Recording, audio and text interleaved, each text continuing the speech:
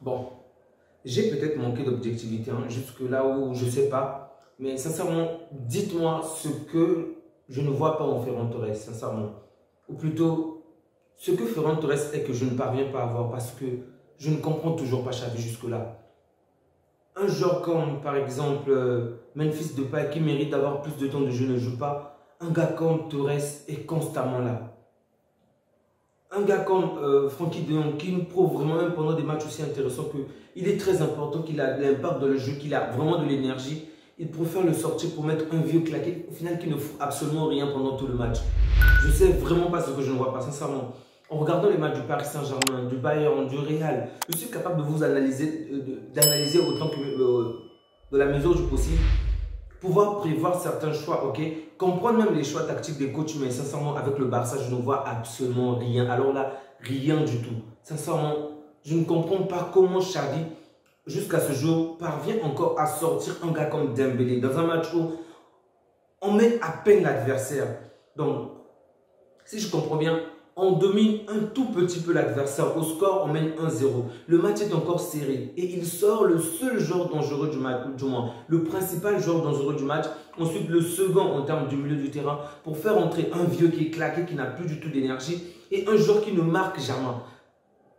Où est la logique dans ces choix? Sincèrement, je ne comprends pas. Et au moins, je n'étais pas seul, en tout cas, je ne suis pas la seule personne surprise parce que si vous avez suivi ce match, vous avez certainement entendu de quelle manière on a crié sur lui dans le stade parce que c'était vraiment pas compréhensible. Sincèrement, je ne comprends toujours pas. Et en tout cas, je souhaite vraiment que les Catalans fassent autant au sein du Camp Nou ou peu importe où, lorsque Xavi va faire ce genre de choix, qu'on puisse huer sur lui parce que ce qu'il fait est vraiment honteux. Sincèrement, c'est honteux. On n'arrive pas à comprendre les matchs importants. Il sort des joueurs importants juste pour faire entrer des Espagnols. Memphis Depay nous a sauvés l'année dernière. On ne sait même pas, on ne serait même pas, je sais, peut-être parmi les derniers du championnat sans Memphis Depay. Des matchs importants, il était là, il marquait. Vraiment, il apportait la différence. C'est sur lui vraiment qu'on comptait. La raison pour laquelle il n'avait pas été, et je crois même qu'il a été élu second meilleur buteur, okay, alors qu'il n'a fait que la moitié de la saison. Souvenez-vous qu'il a été blessé. Xavi arrive, il le met sur le banc. Ok, on va se dire que peut-être qu'il fallait le temps qu'il se rétablisse. Memphis Depay est en forme. On a vu ce qu'il était en train de faire avec la Netherlands. Il avait vraiment de l'importance, de l'impact dans le jeu. Une fois de plus, après la Coupe du Monde, il est revenu, on l'a fait jouer. Il a encore une fois de plus marqué. Mais je ne comprends toujours pas pourquoi Xavi s'entête à mettre un Ferran Torres qui est nul, vraiment, comme mes pieds, sincèrement. Prenez 2 joueurs de baby-foot, mettez à la place de Ferran Torres, vous ne verrez aucune différence. Sinon, ils pourront mieux bouger que lui. La seule chose que je reconnais pour Ferran Torres, sincèrement, ce sont ces appels de balles là où il est toujours hors jeu, sincèrement. Il est toujours hors jeu, du coup, on perd les actions bêtement. On a perdu 3 bonnes actions parce qu'il ne sait pas se positionner. Même le positionnement, les choses que même les défenseurs font aisément, simplement, ils n'arrivent pas. Vous allez me parler encore de confiance. Souvenez-vous que face à Francfort, l'année passée, Francfort au Napoli, il a perdu 3 actions face à face au gardien. En Europa League, on nous avait éliminés. Parce qu'au match aller, il avait raté 3 actions. À la fin du match, il s'est mis à pleurer comme quoi il voulait s'améliorer. Avez-vous vu la moindre amélioration? Je ne comprends vraiment pas. Je ne sais pas si Xavi sort avec la maman de Ferran Torres, s'il a quelconque lien de parenté avec lui. Mais parce que là, tu te rends compte que ces choix ne sont vraiment pas logiques. Il n'y a aucune logique. Et j'étais heureux de le voir parce que, heureux de ne pas, en tout cas, être la seule personne à vraiment être subjugué de ces choses-là parce qu'on pouvait entendre les journalistes aussi s'étonner, les fans qui criaient sur lui dans le stade, vraiment pour dire qu'on ne comprend pas ces choix, sincèrement. Que nous puissions gagner un titre ou pas, sincèrement, je désire qu'ils partent, à moins qu'ils puissent changer, sincèrement. Parce que il faut vraiment du n'importe quoi, il faut le dire ainsi. On a pratiquement la domination, on arrive à dominer le match, on a le contrôle. Il sort les joueurs qui dominent pour mettre n'importe qui, et là on revient au score. À la rigueur, si tu veux sortir un autre joueur pour mettre, on va dire, tu veux peut-être les préserver pour les prochains matchs, puisqu'on a plusieurs. Le prochain match, c'est pour le dimanche. À la rigueur, mais au moins, Franck Kessie. On a vu ce que Kessie a fait avec ce que. Excusez-moi. On a vu la différence entre l'entrée de Franck Kessie ainsi que celle de Busquets. Busquets, toutes les actions, il les remettait en arrière. Je crois que pendant tout le match, il n'a fait qu'une seule passe en avant. Et elle s'est mal terminée parce que qui s'était mal positionné? Ferran Torres. Le seul choix intéressant, intelligent qu'il a fait aujourd'hui, je dirais, c'est simplement l'entrée de Ansu Fati. Vous allez peut-être me dire que Ansu Fati a marqué tout cela, on est allé en prolongation et il a marqué, oui. Mais si seulement ce n'est pas fait ces changements stupides qui a fait en sorte que le Betis Séville marque, on ne serait pas arrivé en prolongation. Vraiment, je ne comprends pas. Sincèrement, je ne comprends pas. Je vois Guardiola, je vois les clubs, je vois même Pochettino, je vois pas mal de gens. Je peux comprendre par rapport au match, mais je ne sais pas s'il sous-estime tellement ses adversaires ou s'il tire, je ne sais pas, avec son frère quelque chose avant que le match ne commence. Parce que ces choix n'ont aucune logique, vraiment aucune logique. Je n'ai jamais été autant stressé de voir nos matchs à nous que lorsque Xavi est au banc de touche.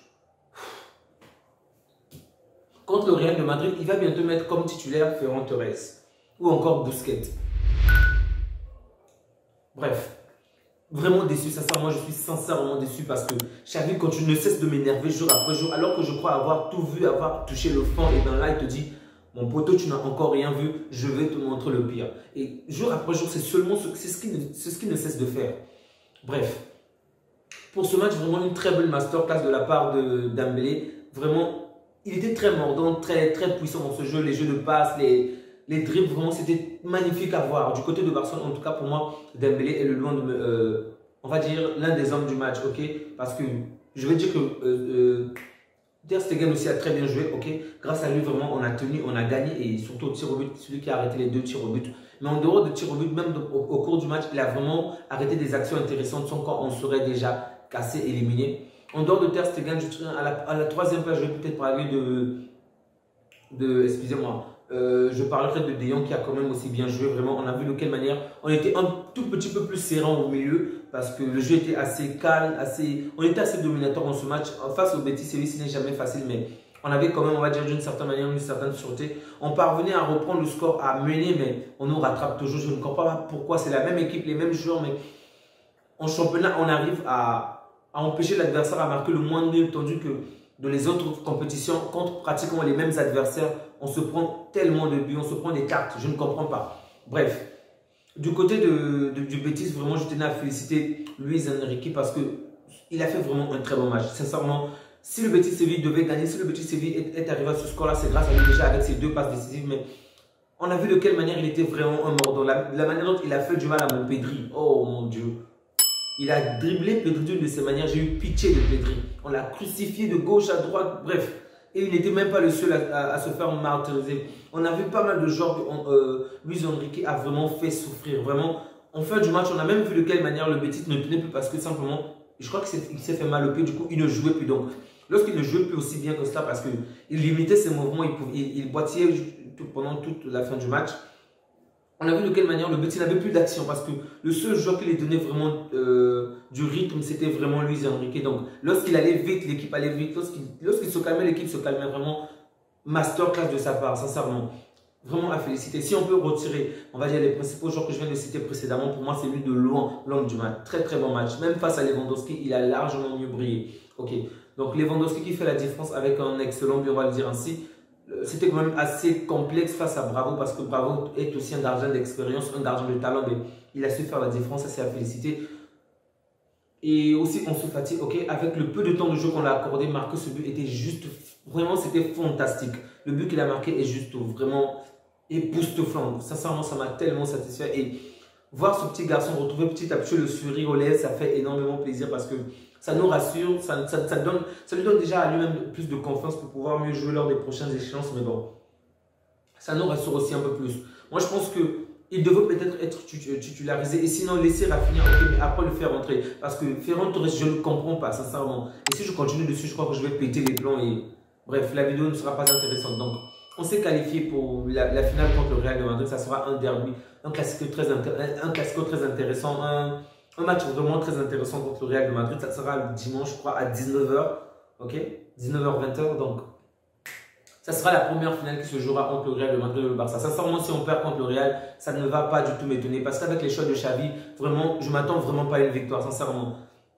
Il ne cesse de m'énerver, vraiment, il ne cesse de m'énerver. Même lorsque l'équipe va bien, tu te dis que c'est comme si dans sa tête, il se dit tout va bien, il faut que je foute de la merde.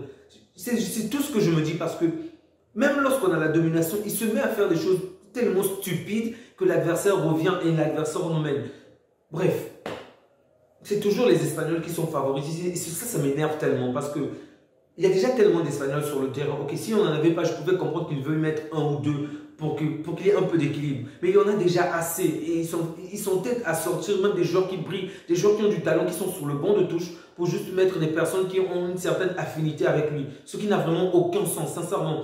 Aujourd'hui, Depay veut quitter le Barça et faire en sorte que le Barça ne gagne absolument rien. Je suis totalement d'accord avec lui, sincèrement. Je sais que si on vendait Depay, ça va nous apporter assez d'argent pour mieux s'en sortir pendant le mercato. Mais s'il fait son mea culpa en nous donnant absolument rien, je ne peux que comprendre son choix parce qu'il a totalement raison. Il est venu gratuitement, il a accepté une réduction de salaire, il a accepté, on va dire, un salaire pratiquement minable ou pas très onéreux alors que d'autres clubs pouvaient le proposer mieux. Ok, il s'est donné à fond et lors de excusez-moi, pendant toute la première partie de la compétition, il nous a vraiment mené du haut que possible. Vraiment, vous avez vu, au début du championnat, on était on était quand même, on va dire, un tout petit peu assez bien positionné. Ok, on était 9e, mais il faut voir aussi dans quelle est l'équipe qu'on avait. Ensuite, il se blesse et là, on se fait martyriser.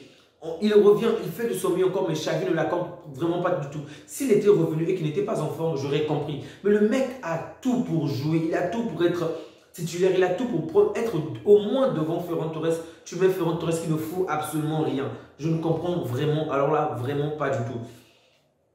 Ok, on voit ce qu'il fait avec Ansu Fati et petit à petit, Ansu Fati est en train de revenir. Ce n'est pas encore assez, ok? Ce n'est pas encore assez. Je pense qu'Ansu Fati doit davantage faire ses preuves, mais petit à petit, il revient parce qu'on l'accorde du temps. Il fait la même. Pourquoi il ne fait pas la même chose avec Depay? Qu'est-ce que Depay a fait vraiment? Il veut simplement qu'on se débarrasse de Depay et Barcelone s'attend à recevoir quoi que ce soit. Sincèrement, que Depay parte gratuitement, ça ne va vraiment pas m'offusquer parce que je pense qu'il a entièrement raison. D'accord? Donc, pour le prochain Classico, on va peut-être faire un avant-match le week-end.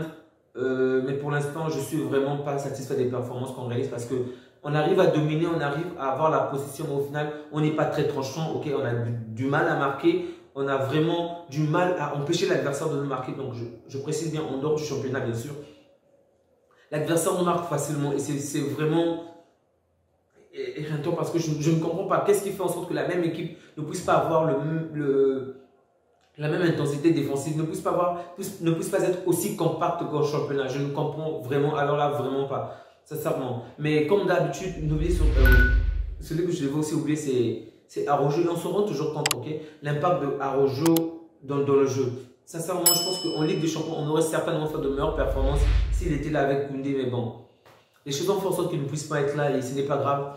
On va peut-être attendre la prochaine saison. Mais moi, je me dis que c'est vrai que Xavi, il a dit qu'on va le tuer si jamais il ne gagne aucune coupe. Mais je pense que même s'il venait à gagner des coupes, il faudrait vraiment qu'on le fasse comprendre que il doit dégager, sincèrement, parce que, en tout cas, tant qu'il ne change pas son style de jeu, tant qu'ils sont peut-être à faire les mêmes erreurs, les mêmes bêtises, vous vous rendez compte qu'on commence même à huer sur un coach. C'est vraiment une chose rare à voir, ok? Huer sur un joueur, ok, c'est assez courant lorsque le joueur fait de mauvaises performances, mais lorsqu'on commence à huer sur le coach, c'est parce que ce dernier prend vraiment des choix débiles. Il faut le dire ainsi, ce sont des choix débiles que Xavi est en train de réaliser. Mais bref, on a gagné, c'est ça le plus important. Un match très compliqué, alors qu'on pouvait s'empêcher d'avoir toutes ces galères, ok? On pouvait faire en sorte d'avoir plus de temps pour mieux se reposer parce que le dimanche, ça sera chaud contre le Real, mais bon. Comme toujours, on gagne dans la douleur, dans la souffrance. Et je ne sais pas si c'est... Il veut peut-être s'enorgueillir ainsi, mais bon. Je ne sais pas quoi dire. Sincèrement, je suis juste déçu de nos performances. Félicitations parce qu'on a... je suis ravi qu'on ait gagné, mais déçu de ce que Xavi fait sur le terrain, sincèrement. En tout cas, merci à vous qui visionnez, merci à vous qui continuez à suivre. Vraiment, ça me fait énormément plaisir et c'est grâce à cela que la chaîne progresse.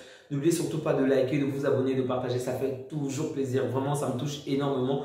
Donc, on reste ensemble. Une mention spéciale à la communauté algérienne parce que jusque-là, en tout cas, c'est la communauté en ce moment qui me soutient, en tout cas largement, beaucoup plus que toutes les communautés. Je ne m'y attendais pas vraiment, mais aujourd'hui, en termes d'audience, c'est la communauté algérienne qui est devant. Donc, je voudrais vraiment faire cette mention spéciale à cette communauté. Merci à vous. Que Dieu vous garde. Au revoir.